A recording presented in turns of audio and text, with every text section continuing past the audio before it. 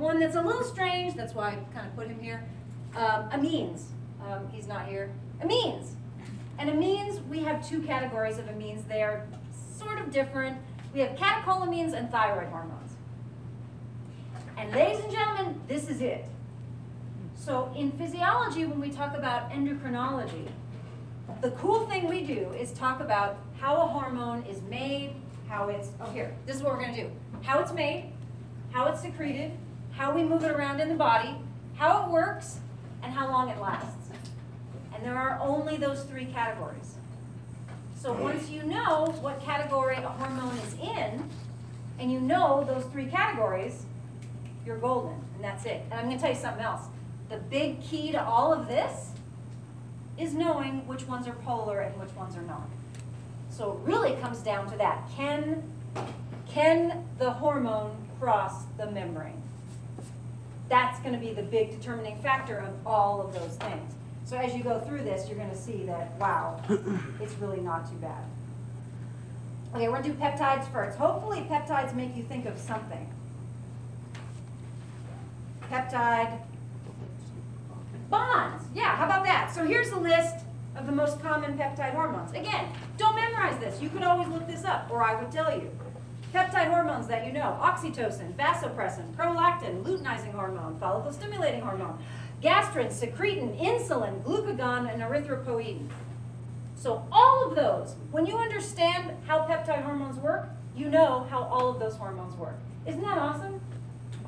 They all work the same, because how they work depends on their chemistry, not depending on where they're secreted in the body. So the idea is this: you want to think about proteins. Proteins, peptide bonds. So it's going to be, these are going to be made just like proteins are made. So they're going to be made in the rough ER of ribosomes. They're processed just like proteins. The only weird thing about them is this. It's been discovered, they found the thing, and then they found, oh, there's a precursor to that, something that came before. And oh, there's a precursor to that. So they had to come up with how to name them. This is so stupid. So they found the hormone, then they looked sort of back in time and they went, oh, there's a pro-hormone, and then there's a pre-pro hormone. Do we sound like idiots here? Can we just kill this? But these terms, you will see them. So there they are. They're packaged by the Golgi, and then they are excreted by exocytosis. So this shouldn't look bizarre to you. This is how proteins are made for export. These just happen to be very small. Just very small little guys. But look, here they are. You even see the terms there, the pre-pro hormone and the pro hormone, and here it gets nipped and clipped and it's getting processed. Then it gets stored. And when this cell gets a signal to secrete the gastrin, insulin, whatever, glucagon, then it excretes it. Exocytosis. And poof, it's there. So that's how it's made and how it's secreted. They dissolve in water because they're polar, so they don't last very long. So that's the thing, is that in the blood is dangerous. There be beasts there, enzymes that are like constantly like taking stuff down. So they will last maybe a few minutes before they're destroyed. And that's it.